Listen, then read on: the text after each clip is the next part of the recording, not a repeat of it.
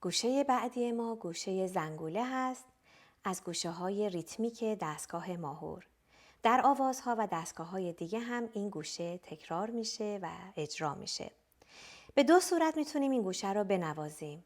کاملا در ریتم و متر خودش نگهش داریم یا نه تغییرش بدیم، بیاریمش دوباره آوازیش کنیم که من هر دو مدل رو برای شما اجرا میکنم.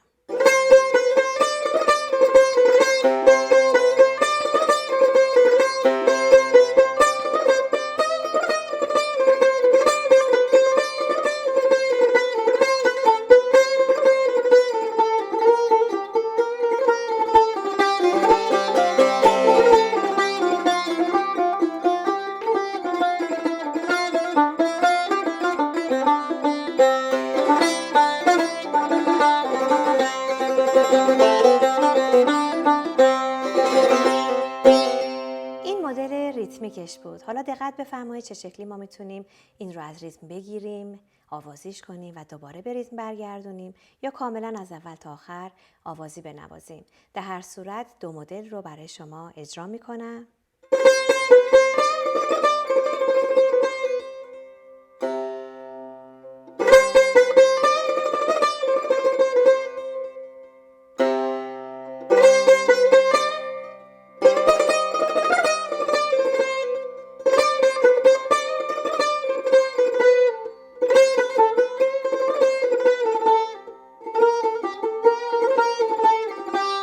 از اینجا ریتم رو بیاریم تو.